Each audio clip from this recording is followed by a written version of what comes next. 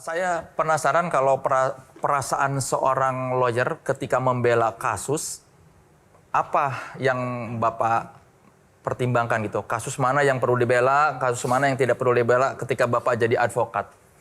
Saya pertama kali jadi advokat itu kalau nggak salah ya tahun 93 atau 94 ya. Tapi nggak berlangsung lama.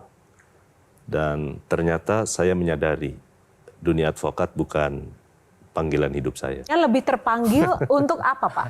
Nah, setelah jadi lawyer, tiba-tiba ada peluang untuk jadi dosen. Saya bilang sama almarhum Pak Rektor di Universitas Tadulako, Pak, saya kalau saya mau mendaftar, saya harus yakin dulu, saya lulus sebelum ujian.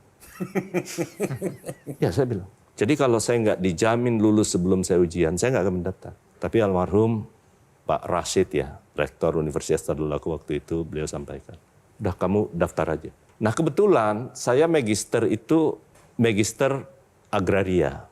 Di mana ya pada saat diumumkan bahwa yang akan diterima itu adalah magister agraria, saya udah yakin, berarti saya lulus. Saya lulus. Jadi Bapak terpanggil untuk jadi dosen? Jadi dosen. Sampai sekarang masih ada panggilan itu, Pak? Saya 13 tahun ya mengajar di Universitas Tadulako sebelum akhirnya saya memutuskan untuk mundur. Tenaga pengajar saya nikmati, karena itu bisa berbagi. Tetapi ternyata panggilan jiwa politik saya itu lebih. Kalau sekarang jadi Menteri Hukum, posisinya tepat nggak? Buat saya, kalau ditanya, ini jujur. Bukan karena tugasnya, tapi karena tantangannya. Lebih suka di DPR atau di eksekutif? Saya bilang jujur, lebih senang di DPR. Kenapa? Karena di DPR itu kemampuan kita untuk bernegosiasi terhadap sesuatu yang berbeda dan itu bisa kita melahirkan sebuah kesepakatan dan itu yang saya nikmati selama 9 tahun. Terlepas dari apapun produknya ya, tapi itu seninya bernegosiasi itu dapatnya ada di parlemen. Kalau jadi Menteri Hukum itu berarti sebuah titah atau Bapak juga memilih saat itu, Pak? Saya nggak pernah sama sekali bermimpi jadi menteri. Nggak pernah, mimpi aja nggak pernah. Dan satu hal yang saya yakinkan kepada Mbak Tejo dan teman-teman semua, sekalipun saya minta jabatan nggak pernah. Kekuatan untuk bisa berada di titik-titik tertinggi ini apa, Pak? Satu, soal trust.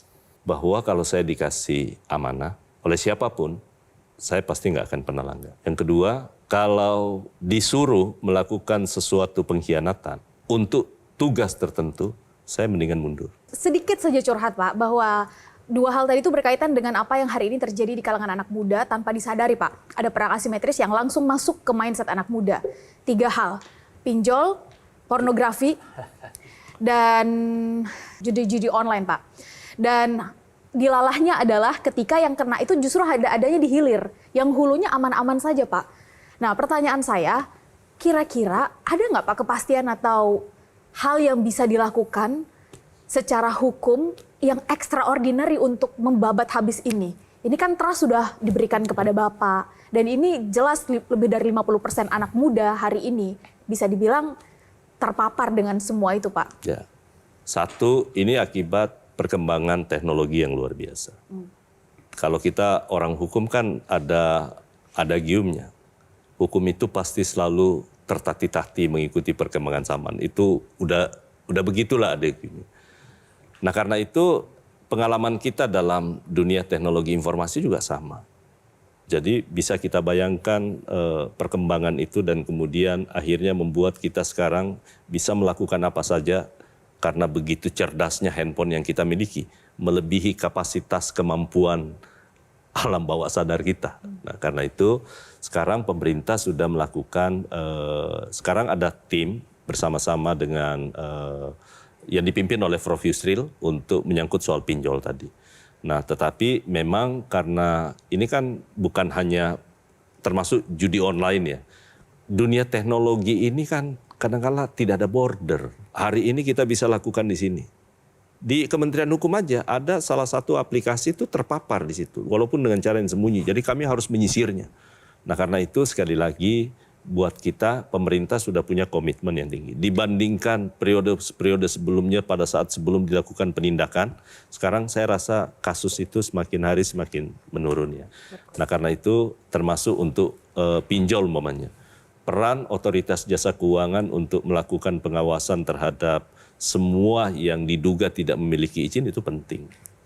Dan pemerintah sudah membentuk satuan tugas khusus dan salah satu anggotanya adalah Menteri Hukum bersama yang dikomandain oleh Pak Prof. Yusril. Pertukaran narapidana Pak, kan kita lagi viral ya, narapidana Reinhardt dari Inggris ada wacana dipulangkan ke Indonesia, banyak reaksi dari masyarakat, kenapa harus dipulangkan? Satu, belum ada sampai hari ini belum ada wacana itu di pemerintah untuk memulangkan.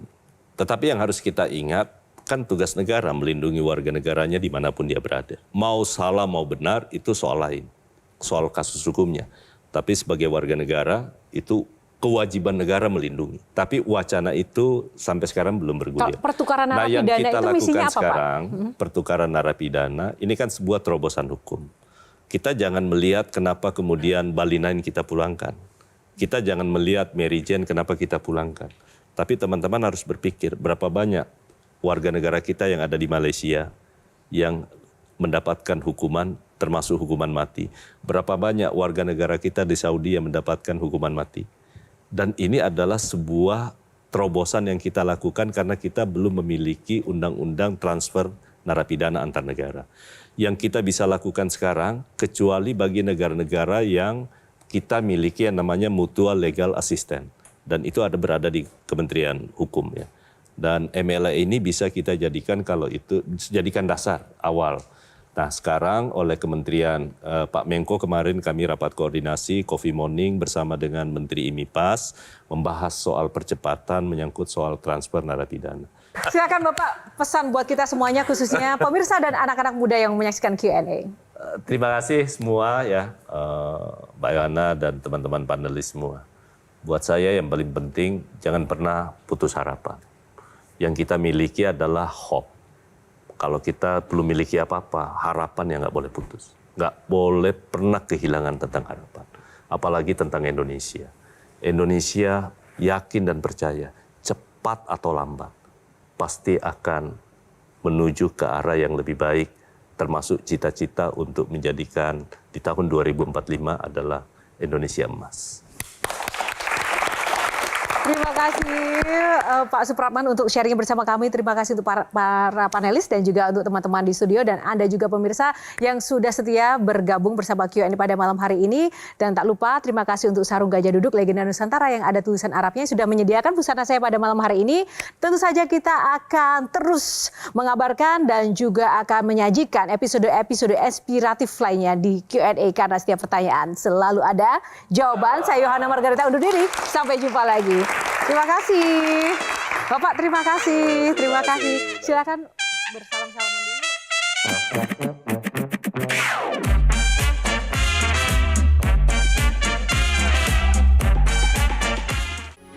Metro TV